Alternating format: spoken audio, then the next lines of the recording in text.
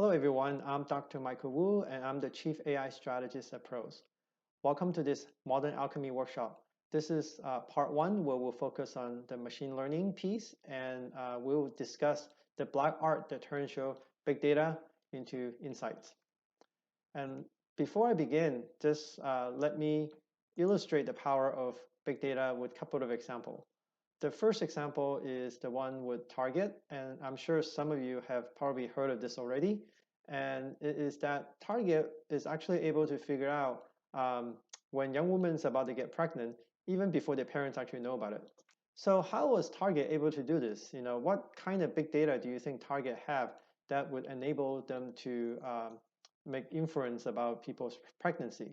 Well, Target is actually a retailer, so one kind of big data that they have is transaction data. So these data are data that have informations on who bought what, when, and how much, the amount, and payment method, and so on. So, and the insights that they were able to discover from this is that if people are buying calcium, buying zinc, magnesium, cotton balls, and specifically if they are switching from scented item to unscented items such as lotions and soap, then that's actually a strong indication that someone is pregnant. So what did Target decide to do about that? Well, first, they actually decided to create this coupon book that's designed for mommies. And while the coupons in this coupon book were a little bit creepy at first because they were timed to the specific stages of pregnancy. So obviously this created some privacy issues and some PR crisis for Target, but they were able to mitigate that afterward. And by simply creating a coupon book that looks just like any other regular coupon book, but with slightly more mommy stuff inserted in there for these moms to be. So they were able to drive sales pretty significantly, and over the year improve the company's profitability and revenue pretty significantly. So next, I wanted to talk about another example, and this is the one with Zest Finance. So Zest Finance is is an online online lender. So basically, you go online to fill out application form for a loan, and then they will decide whether to give you the loan or not. So what kind of big data do you think Zest Finance actually have? Well, I mean, they have page after page after pages of online application, right? So what kind of insights were they able to discover from this online application? Well, one of the insights that's really interesting is that that they were able to discover is that if you actually fill out the application form with only uppercase or only lowercase, then you're actually more likely to default. Now, this is actually a very, I would say, a strange, unusual finding. Why does anybody's, ability to properly capitalize, have anything to do with their ability to repay the loan, right? So, but this is one of these variables that they find, and they actually were able to find many of these, I would say, surprising and unexpected variables that are correlated to people's default rate. And so they didn't, believe that, at the beginning. So they were just using these to augment their traditional underwriting model. And when they do this, it turns out that some of these, I would say, unusual, surprising variables were actually helpful. Okay, and it turns out this proper capitalization actually does matter. And but collectively, they were able to reduce their default rate by about 40%, and at the same time increase their market share by 25%. So this is actually pretty significant. So obviously, big data and data science, it's very powerful, okay? And but there's also, I would say, a lot of myth surrounding the big data and data science. And one of the biggest myths that I often hear is that a lot of people just believe that data is the same as information. So if you get a lot of data, you're going to get a lot of information, you're going to get a lot of insights. And this is actually not quite true. Okay, so data and information are actually not the same. Okay, so I'm just going to illustrate this with one simple example that all you can relate to.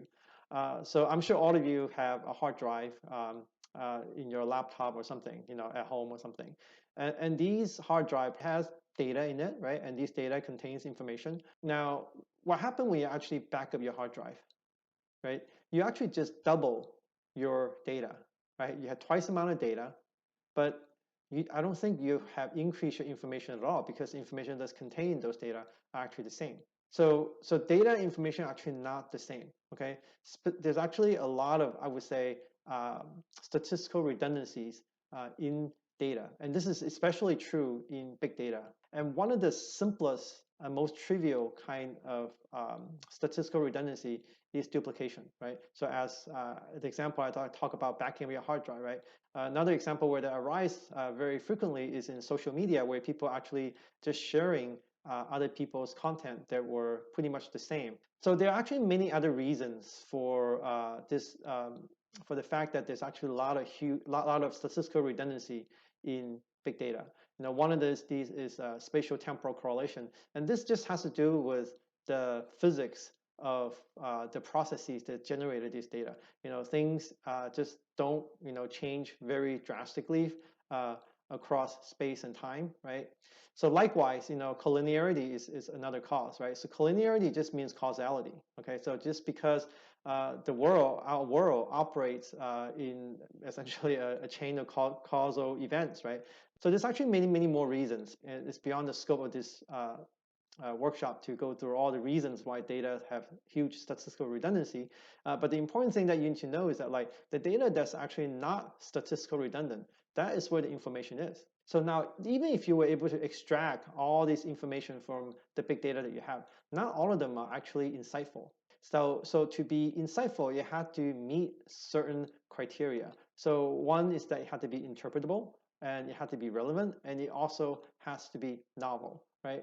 So this novelty criteria is actually quite important. It's actually crucial to whether the information is being insightful or not, right? For example, in the case of Zest Finance, right? I'm sure you probably wouldn't expect or didn't know that whether when they're filling out the application form with improper capitalization, right?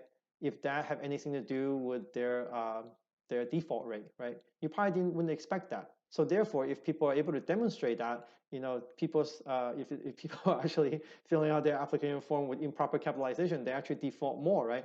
Then that's actually insightful, right? Information, right? And you can leverage that information to your advantage.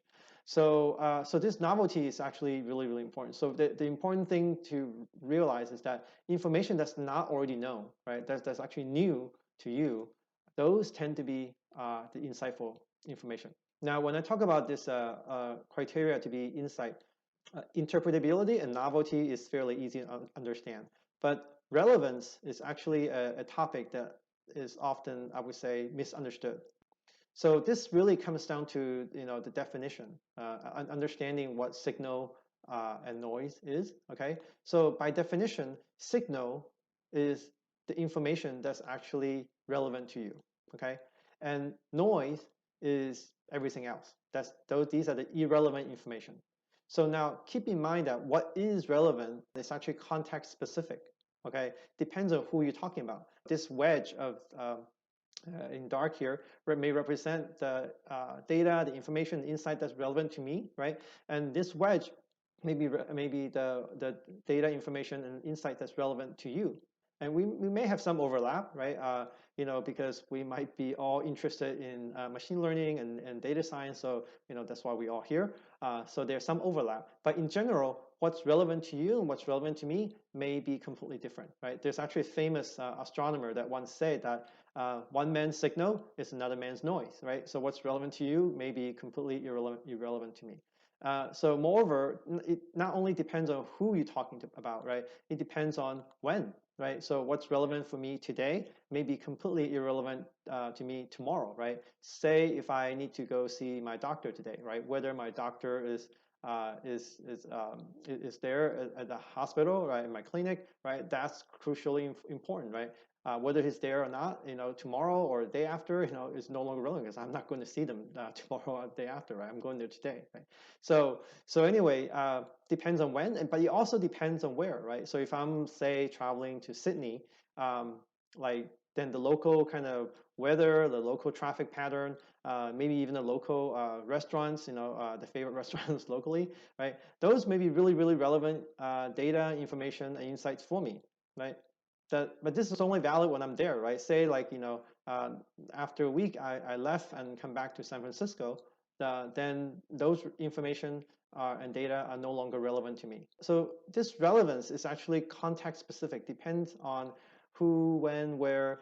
But the most important thing to realize is that this contextual specificity, right, is actually specified in the problem and the question that you're trying to address. If you have if you're trying to solve some problem or trying to answer some question, right, that actually determines what is relevance. So if both of us are trying to solve the same problem, then the relevant data for me will be the same as those for you because we're trying to solve this exact same problem, right? If we are trying to solve some different problem, then what's relevant to me and what's relevant to you may be different, right? Maybe completely different, okay? Okay, so I'm sure some of you are probably data scientists in the audience. So if you have any experience working with big data, you probably noticed that big data is actually very, very noisy. So why is that? Why do you think big data is so noisy? So to answer this question, we have to understand a little bit about, well, how do people actually use data before they were big data? So usually people start with the question, right? If there had to be some problem that they're trying to solve or some question they're trying to answer, right? And then they go out and collect the data to address those problems. Now, keep in mind that, right, these data is collected specifically to address the problem at hand, right? So by definition, these data are almost always relevant. So now what happened when you have big data? When big data technology came along, right? It basically allow you to capture, store data, and maybe even do some pre-processing of these data before you actually have a question. So now when you actually do have a problem, what do, right? As a result, most of these data, because they're not collected specifically for any problem, right? Most of them will be irrelevant, right? Only a tiny fraction of that may be relevant for the specific problem that you're trying to solve, right, at hand. Well, what do you do then, right? Basically, you just have to get the signal, right, and filter out all the noise first, right? So you use those to address the problem that you have at hand. Okay, so very often when I talk to a company, they often ask me, well, where do you look in your big data to find insights, right? This is actually a million-dollar question that I get asked a lot, right? Turns out that the answer is actually surprisingly simple. So the important thing is to know that you have to start looking beyond what you thought were relevant because you really don't know what is truly relevant to a specific problem or not, right? You may think that, to determine somebody's default rate, loan default rate, you may think that, their financial standing is important, their income level is standing, right, is important, right? So all these are things that you thought were relevant, right? So if you look just within those, within the boundary of relevance, right, what you thought were relevance, you're not going to find anything new, right? Remember, novelty is key to insight, right? Novelty is a key component of what makes this information insightful, right? So if you look within this relevance boundary, you're not going to find anything that's insightful. But you must not look too far either, right? Because if you look too far, it could be very costly and could be wasteful, right? And it's also, even if you find something, it may be really, really hard to establish causality, right? So you must look outside of this relevance boundary, but not look too far, right? So this is a tough balance to strike, right? And the danger, of course, if you actually look outside of this relevance boundary, right, is that you may not find anything, right? But if you do find something, right, because it's not what you expected, right, because it's not, in your relevance signal in advance, right, because you thought they were irrelevant, right? So if you find anything, right, you will be truly insightful, just like the case in Zest Finance, right? If you look beyond what's relevant, right, to determine people's loan default rate, right, and you find that, people's, when they actually improperly capitalized, they're actually more likely to default, right? That's insightful. So, so from working with a lot of company, a lot of company also mentioned that, they have lots and lots of data, right? But what do companies really want? We now know that, the, the information that you can actually extract from these big data is typically a lot smaller, right? And the insight that you can extract from this information is even smaller, right?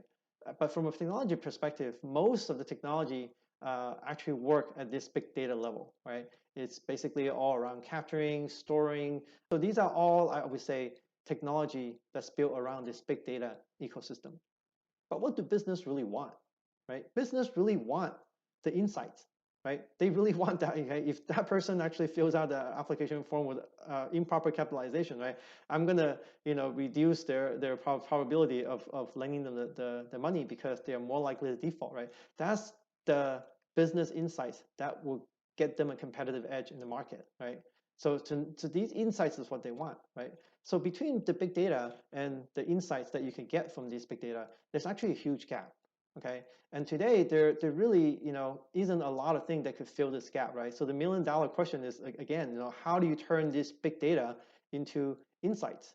Basically, there's a issue of the Harvard Business Review that says that data scientist is the sexiest job of 21st century, and that is because today the only way that company know how to fill this big data gap is through a data scientist, right? You have to hire data scientists to basically analyze this data, build models to actually extract information, extract insights from this. There's actually no other ways to do this, right? There's no technology that can automatically discover insights for you, right? So that's why, data scientist is indeed the sexiest job of 21st century. So if that's the case, so what is data science, right? Data science is, the way I look at it, you can actually understand data science from this life cycle of data. And typically, I like to look at them in 3 different layers. So there's a layer that's actually already pretty familiar with most business leaders, and that's the decision science layer. So the decision science layer really consists of the dashboard, the reporting, the data visualization. So all these are essentially analytical kind of tools that enable the decision makers to make better decisions. Okay, so that's the decision science layer, right? But beneath this decision science layer, there's actually what we call the algorithm layer. And underneath this algorithm layer, there's also another layer called the infrastructure layer. Okay, now the infrastructure layer, these infrastructure can sometimes be owned. Okay, and the infrastructure basically are responsible for everything from the creation of the data, right? So if you own this, then you will be sitting on your private cloud or some kind of server in your company or something, right? So it could be owned, right? And so it's responsible for everything from creation, capturing, pre-processing, right, and storage, and also retrieval of these data, right? So these are things that this entire pipeline is what we call the infrastructure. Okay. Now, sometimes you can also pay someone for these infrastructure, right? For example, if you want to get the Twitter fire hose, right, to get every single tweet, right, that's being tweeted out there, right, then you could pay Twitter, right? Essentially, you pay for the access to the people's tweets, right? But essentially, you're paying for this infrastructure, right? So Twitter is responsible for capturing all of this and pre-processing them in a way, and that's easy to kind of store and retrieve. And then you basically retrieve them, right? You can have access to, if you pay for the entire fire hose, then you can actually get any tweet you want, right? You can say, by applying certain filter, by say, I want all the tweets from this date to this date to filter out the relevant data that you want, right, to address whatever problem that you may have. So essentially, when you're actually paying for some data service, right, essentially you're paying for this infrastructure. So now, between this infrastructure layer and the algorithm layer is essentially some kind of querying language. Your algorithm is basically going to tell the infrastructure that I need these set of data, right? It's typically can be specified in some kind of a querying language, and or some kind of filter, right? Just like I mentioned before with tweets, with the fire hose, right? So and then the infrastructure will basically give you all those data. You will surface those data up to the algorithm.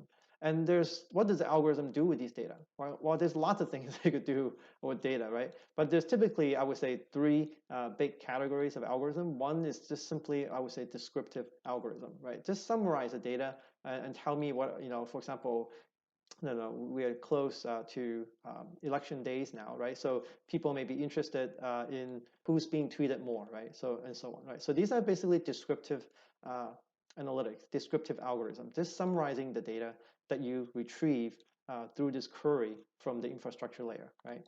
And the next class of, I would say, algorithm is what we call predictive algorithm, right? So predictive algorithm is all about using the data, right, that you have to make an estimate, to make an inference about something that you don't have.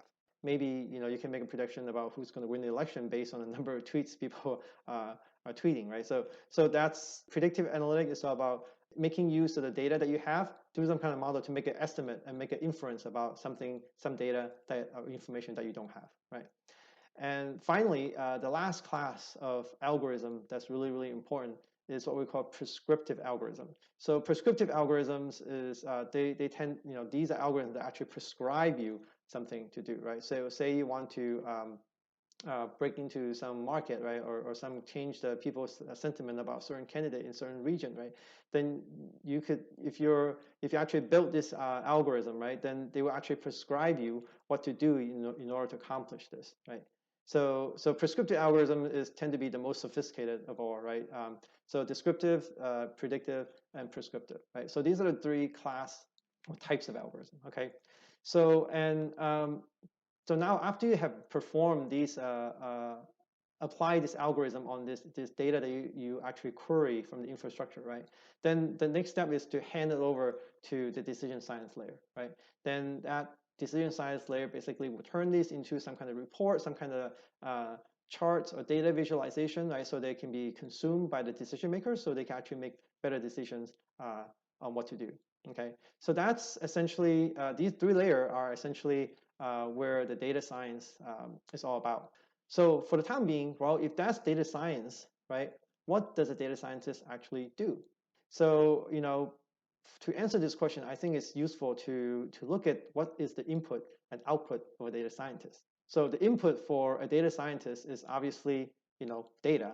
So hopefully, ideally, probably big data, right? So you have seen all the different V's of, the 3V, the 4V's, the 5V, and now the 6V's of big data, right?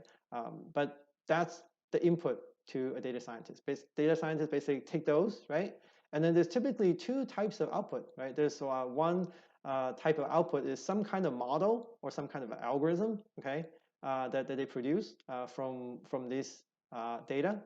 And then the second type of output is some kind of report, some kind of data visualization, right, that they analyze from this input big data, right? And if you go from big data to some kind of report, some kind of data visualization, that is called data mining or data analysis simply, right? But if you actually go from input data, right, this big data, to some kind of model, that is typically called machine learning. Now, so machine learning, the first step in machine learning really involve, I would say, getting the raw data. So what do I mean by that? Getting the raw data. If you actually look at a data scientist, it's the sexiest job of the 21st century, right? So sounds like really cool, but if you actually look at this first step of the work that they need to do, right? It actually involves very, very mundane, very pretty boring type of job, right? Normalization of type and range, units. You have exception handling, right? What happened when you have missing data? What happened when you had incomplete data? What happened when you had duplicate data, right? So you have to have all these, I would say, special handling of data, right? And there's metadata tagging, right? There's the even sampling, right? So these are, I would say, very mundane and doesn't sound like a very sexy job at all, right? I mean, so in reality, this first step really looks more like data janitoring, right? It's just data cleaning, data pre-processing, just cleaning the data, or even formatting, right, the data, right? So in certain way. So, so this can be, as high as 50% of a data scientist's job. Data janitoring is really a big part of a data scientist's job today, right? Some people even claim higher. Some people even said that, they could be like, 70, 80, or even 85, 90. I think those are generally too high in my experience. That if you are, going above like 50, 55, 60%, right? Then most likely it is the fact that the company that you're working for probably don't have a mature enough data infrastructure. Okay, so data scientists tend to spend a lot more time, I would say, cleaning and formatting. So I think 50% is probably a right amount, right? But if you go too much above that, then you probably need to invest more on your data infrastructure. So now let's take a look at the raw data.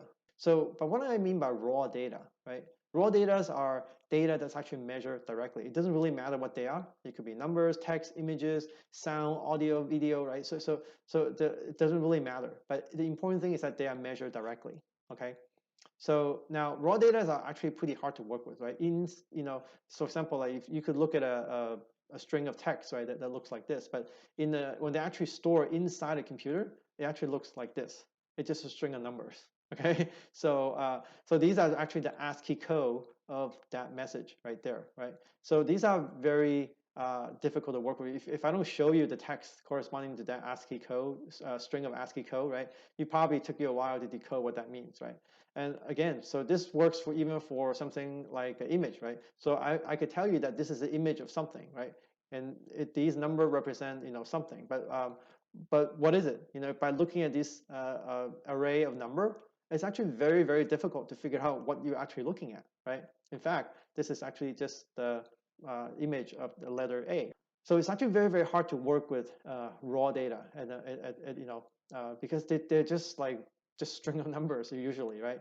So if you ask, the machine, the computer, to perform some kind of complex task, for example, to determine whether this image actually, it's an image of a bird or plane, right? So obviously we know that we could do this, but the question is how? How do you actually do it? To understand the challenge and the difficulty of this problem, let's think about this. What must the machine, what must the program, the algorithm must do to actually determine whether some image is a picture of a bird or a plane, right? Basically, what you have to write some kind of function, some kind of program, right? When you actually put this one of the image in there, right, it will give you one number, zero, say zero, okay? That represents that you have a bird, right? And when you actually give it another picture, say a picture of a plane, right, then it give you a different number, say one, right? That represents a plane. So zero means bird, one means plane, right? As long as it could consistently give you zero whenever you show them a picture of a bird, and when you actually can consistently give you one when you show a picture of a plane, then the problem is solved, right? Whether you call it bird or plane, that's just a labeling issue. Now, this is actually a very, very difficult problem because the input to this algorithm is just an array of number, right? By looking at this array of number, I have to determine whether this is a picture of a bird, right, or plane, right? This is very, very difficult. In fact, these are color photo, right? This is actually 3 different arrays of numbers, right? So this is very, very difficult problem. If you actually, take a look at any pixel, right? If you look at from the raw pixel value, right, and took all the information about one single pixel, right, then the probability of it being part of a plane, say the green means a 1 means plane, right? It's about 50%. It's a random, pretty much a random coin flip, right? And the probability of it being a bird is also roughly 50%, right? So the information in a pixel is actually not discriminant enough for this particular task of telling the image whether it's contained a bird or plane. Now, what happens if you actually look at, say, a pair of pixel, right? For example, just pick like 2 different pixels on this image. Then the probability of this pixel being part of a bird, it's 0. Again, 0 means bird, right? So it's all of the plane, right? It's all of the plane, right? And the probability of it being part of a plane, right? It's all over this Cartesian plane again. Just any pair of pixel, right? Can be part of a bird or plane, right? It's the information that's contained in this particular pair of pixel. For example, all the pixel and color intensity of these 2 pixels, right? And the relative position and relative intensity level. So any information that you can actually get from these 2 pixels, right, cannot actually tell you whether this is actually an image of a bird or plane. So pixels are, I would say, are really bad features. Right? They're not good. They're actually not good at the task of telling you whether something is a plane or bird. So raw data not only is noisy and dirty, but they're also pretty bad features. So now you understand what raw data is. What is feature, right? So feature is any information derived from the raw data and made explicit to the learning algorithm. Remember, they're information, right? So these are information, which is not the same as data, right? Information is what the data is able to tell you. You have to extract it from the data. So let's take a look at this Zest Finance example that we discussed earlier. And what information do these loan application contain, right? It contains information such as name, age, right, ID, right? It actually asks you to scan your photo ID in there to make sure you are who you said you are, right? Information such as loan amount, income, spending habit, payment habit, and all that stuff, right? So that's what the raw data actually look like, right? Now the question is, if I use this raw data alone, right, just this raw data, right, to make some estimate of people's default rate, right? How do you think I do? If you actually look at, for example, names, right? So, you know, if you're using name to determine whether someone's going to default or not, right? How well are you going to do? You're not going to do very well, right? People's names actually don't actually tell whether they're going to default or not, right? So, but if you actually look at just names that are common, right? For example, my name Michael, right? There is a very very common name, right? So they may be actually more defaults committed by Michael, right? But that doesn't mean that people's name is Michael actually default more, right? It's actually the fact that it's a reflection of the fact that there simply is just more people named Michael out there, right? So if you normalize this for the the amount of Michael that's out there, right? Then pretty much all the names, the default rate for all the different names, they pretty much flat. So people name Michael is default just probably just about the same as people who name David or other, right, or Susan or whatever. So what names are not good, right? But what about like loan amount? Do you think people who borrow a lot of money default more, or do you think people who borrow little money default more? Turns out that if you actually normalize that, again, it's again pretty flat. What about rich people versus poor people? Again, if you actually normalize it for the rich people, the amount of rich people out there versus poor people out there, it's a pretty flat distribution. You can't discriminate based on income, right? Whether people's likelihood of defaulting, right? So, and strangely, if you actually look at age, right, at really really old age, people default slightly more, right? So why do you think that's the case, right? Well, think about this for a minute, right? At really really old age, people could pass away, right? They could die, and as a result, they cannot pay back the loan, right? So again, this is simply, again, I would say a reflection, right? A consequence of the fact that people at really old age, they could die, and it's not the fact that old people actually just defaults more, right? So it's not causal in that case, right? But other than the really really old, extremely old age, right? Again, it's pretty much, once you normalize it, it's pretty much flat again, right? So basically, in fact, if you actually look at any raw data, right, it's not really good at telling you whether someone's more likely to default. So what do, right? So basically, you compute something, right, from these raw data. And these are for the feature that we're talking about, right? For example, you compute the loan to income ratio, right?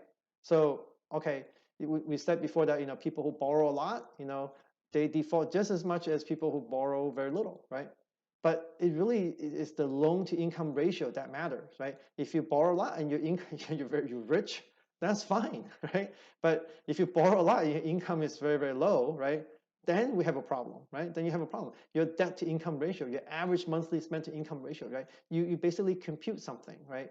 So these are the feature. Now these are the feature. These are very simple feature that you could derive from the raw data by just taking a ratio, right? These are very, very simple feature. And there's actually many other, I would say, feature that you could derive from the data as well, right? For example, income or spend volatility, right? You basically compute your income and compute some kind of standard deviation to see, how volatile it is, right? So these are, again, some kind of, I would say, simple statistic that you perform on this raw data to arrive at these simple features, okay? So now if you actually look at these features, right, then they become much more discriminant. You could say that, people who have, high loan to income ratio, right, then they're more likely to default, right? Because, they borrow a lot, but they don't actually have a lot of income, right? So you can actually tell, this distribution is no longer flat. It's actually, have some peaks and valleys. So anyway, how about this, right? How about the use of proper capitalization in application, right? This is a feature you could derive too, right? But keep in mind This information is actually not explicit in the raw data, right? Nowhere in the application form did it ever ask you, did you use proper capitalization, throughout this entire loan application form, right? Nowhere did it ask you for that, right? But this information is certainly available. So this is, a feature that you need to do a little bit of more sophisticated like programming. It's still very simple, right, to extract this feature. But the information is there. The information is in the raw data. So you can actually extract this. But you can also extract a lot of other, I would say, information from this raw data as well, right? For example, like number of times that you save before you actually submit the application, right? So the question is, well, is that important? Is that really important for determining someone's likelihood to default, right? Well, the question is, well, who cares, right? We just use it and see if it helps, right? So, for example, you can hypothesize whether it helps or not, right? It's just like the case with proper capitalization. Do you think it's going to help, right? Probably not, but why not just test it, right? Let's just test it and see if it actually helps. But it turns out it does help, right? You can hypothesize that maybe it helped, right? Maybe people who are don't care about capitalization, they're less attentive to detail, right? Maybe they have as a result, they may have a lower paying job, right? So consequently, they have a lower ability to repay the loan, right? So you can hypothesize all you want, but at the end of the day, right? The final, whether it actually help when you actually use it to augment your underwriting model, right? That's the final test, right? So number of times, before you save before you submit, does it help? Who knows, right? Maybe it does. Maybe you hypothesize again. You say, well, if you save it like many times before you actually submit it, right? Maybe you don't really need the loan, right? I mean, what about the average time between saving opening, right? If that's very very long, right? Maybe you're not very motivated to get this loan, right? What about the day and time and the day of week when you're actually filling out the application, right? So most of these web application, everything you do is actually timestamp, right? So there's a timestamp that actually tells you when you save stuff, when you open them again to fill out the rest of the application, right? So, but is that important? Well, you can hypothesize. Maybe it does, right? If you're actually filling out this application during a work day at a work hour, and it took you like 3 hours, maybe this person don't have a job, right? So you can hypothesize that it might be important, right? But at the end of the day, it's whether it's actually going to help you in your underwriting process, whether they actually reduce your default rate, right? At the end, that's what really matters. Okay. Remember, I said earlier that Stats Finance also ask you to scan your photo ID, right? So you can actually do some image kind of processing, right? To do optical character recognition to pick out, the hair color, the eye color, the height, and the weight, right? So these are, I would say, features that you can extract from the raw data again, but you actually require even more sophisticated like programming to extract these information, right? The information is there. If the information is not there, there's no way you can extract it, right? No matter what you do, you cannot extract it. So so you could get these hair color, eye color, height, and weight, right? So, but do they matter? Do you think they actually impact people's ability to repay the loan, right? So one thing that Zest Finance found is really, really interesting is that, like, taller people, they actually default slightly less. So so this is one of those correlations that they find, that it's unexpected, right? But do you think that's real? Again, you may hypothesize that, like, hey, taller people, they may appear more confident, right? So as a result, they may be better salesmen, so they may they may make higher income, right? So you can hypothesize all you want. Well, I mean, they didn't believe it either, right? They did the same thing that they did with the proper capitalization, right? They just use it, right, to see if it actually helped. And it turns out that in this case, it didn't help, right? So this is actually not causal. So how about, where did they fill out the application? Do you think this information is actually available in the raw data? Well, it is, right? It's not very easily extracted, but you can actually extract it through people's IP address. How about, whether it is sunny or rainy when people fill out their application? So now this one is interesting, okay? So the raw data actually don't have the information, but it's actually derivable. If you just look at the raw data, right? Just raw data, nothing else, right? You cannot derive whether it's sunny or rainy when they actually fill out the application, right? So you would have the timestamp, you know when they fill it out. You have the IP address, so you know where it is. So you need something a little bit more, right? You need you need some data from some other third-party data sources, such as the weather service, to able to tell you if you know when and where, right? You should be able to look up whether it's sunny or rainy. From this information, it's actually not in the raw data. Okay, so now, so basically, feature engineering, right, is really just the extraction of this implicit information, from the raw data. They don't even have to be in the raw data. They could be externally derived as well, as in the case of, whether it's sunny or raining when they actually fill in the application, right?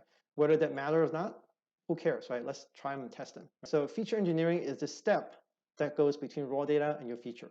So now, let's go back to the problem of determining whether an image is a bird or a plane. So once we have the raw data, we need to extract some features from this raw data, and then we have to do some modeling. So what are some good features for a bird?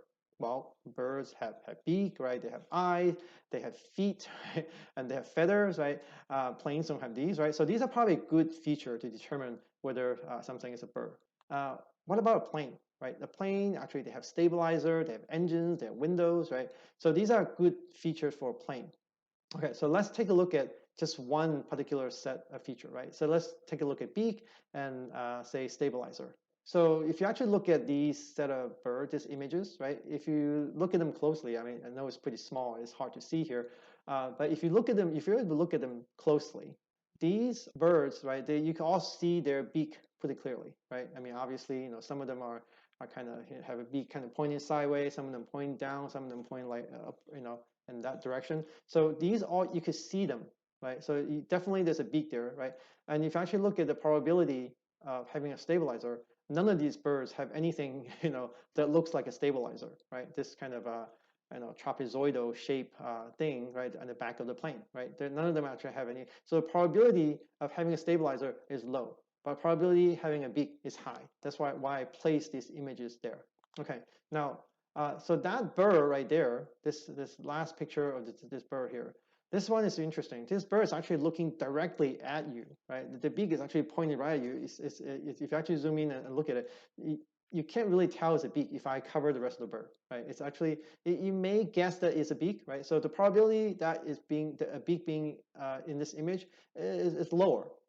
And then the probability of a stabilizer, there's also nothing in this image that looks like a stabilizer, so it's also low again, okay? Now, what about for the plane, right? For the plane, I would say like this one is very, very easy. You can see the stabilizer on the right-hand side, right, at the back of the tail of this plane right here, and there's nothing that looks like a beak on this plane, right? So probability having a beak is low, probability having a stabilizer is high, right? So to the right, okay? So now for these two images, right, because one of them, the plane is actually flying right towards you, right, and the other one is kind of also flying towards you, but at an angle, right? So it's not so easy to see that there is a stabilizer there, right? But you can still see them. If you actually zoom in, you're able to see that there's stabilizer, right? One of the plane, you can see the vertical stabilizer, and then the other one, you can see the actually all three of the stabilizers. Now this plane here is actually very interesting, right? So you could definitely see the vertical stabilizer on the back, right? But if you actually cover up, the rest of the body of the plane, right? It only leave you the nose of the plane, right? Because the nose of this Concorde jet is pretty sharp, right? If I cover the rest of it, that actually looked like a beak. So the probability of having a beak is actually pretty high, right? But the probability of having a stabilizer is also is high.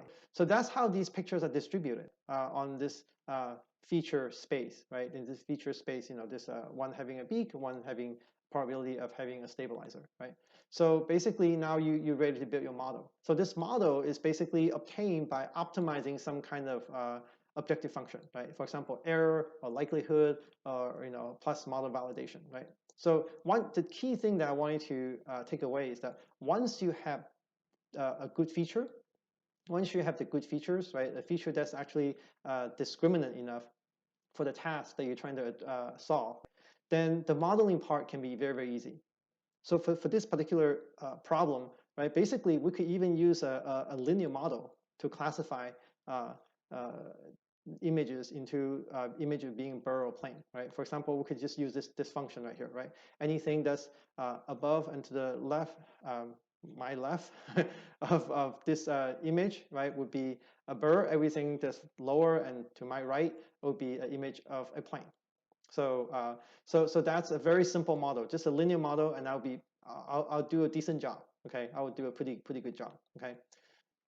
So basically, machine learning is this process of turning data into model, right? As I said before, the input and output of a data scientist, right? When your input is data and your output is a model, right? That process is machine learning. So machine learning it really includes, the statistics of building the model, but it also includes the feature engineering piece, right? So that is what machine learning is all about, right? It's engineering, feature engineering plus doing some statistics and math. Now, data science is actually, I would say, about 25% handcrafting of features. These features are, I would say, like to engineer good feature is actually not easy. It's not trivial, okay? And Andrew Ng, one of the pioneer of deep learning, right, basically said coming up with feature is difficult, right? Time consuming, require expert knowledge, right? The key things that actually require a lot of expert knowledge, right? Applied machine learning is basically feature engineering. So what do data scientists do basically, right? So we seen that, like it involved like getting the raw data, right? That actually involve a lot of plumbing, data cleaning, basically what I call data janitoring, right? And it involve, I would say, feature engineering, right? And actually, this is actually require a lot of domain expertise, right? So the gathering and collecting the raw data, that's actually require a lot of computer science, right? You just need to build the pipeline, do a lot of plumbing and cleaning, right? And to extract, I would say, useful, informative feature, that actually require a lot of domain expertise, right? But this is handcrafting, right? And finally, to essentially build models, right? You basically need math and statistics. And this, if you actually Google around what data scientists actually do, right? There's actually one more thing that data scientists have to do, and that's communication. Okay, so besides, you are able to collect the raw data, build useful and informative features, right, and build models from those features, right, to solve your problem, right. You also need to be able to communicate this to business decision makers who may not have the data science background that you have, right? So this typically involve, I would say, some data visualization, some storytelling, some I would say it basically involve like translating the data to the business, and this typically involve a lot of domain expertise as well. So you might have seen this figure that you said that data scientist is the intersection between computer science, math and statistics, and domain expertise. This is why. I'm sure you've seen this figure before, but now you know why. Early on, I would say that this is actually true, that the data science is actually the intersection of these three domains. But ever since Harvard Business Review called data scientists as the sexiest job in the 21st century, right? Everybody who does anything marginally related to data, they're trying to call themselves a data scientist because they probably get a pay raise, right? Because Harvard Business Review said they're the sexiest job in the 21st century, right? So today it's actually more like a union of all these three domains. So, and in fact, if actually try to map this back to the three layer that we discussed earlier, the computer science, right, basically maps to the infrastructure. These are people who are data engineers who work on the infrastructure, right, to make the data available, right, to you. And people who work with math and statistics, they are there to build algorithm. They work on this second layer, and then people with domain expertise, right? These are people who work in the decision science layer to help business make a better decision. So I like to equate, this the work of a data scientist is really kind of like a modern alchemy, right? It's a digital version of alchemy. Back in the early days, alchemists tried to convert metal that they could find everywhere, right, into more valuable metal like gold. So they were unsuccessful doing this, right? But today, with what data scientists is doing, right, it's essentially the same thing. We're trying to distill these data, big data that you could get a lot of, right, and distill it down to some very, very small nuggets of insight that are extremely valuable and extremely precious to business, right? So today we are able to achieve this, right? So between the raw data, the data that you can get, the big data that you can get, and the insights that you want to derive is essentially this feature engineering step. So now you know how to turn data into insights. So thank you very much.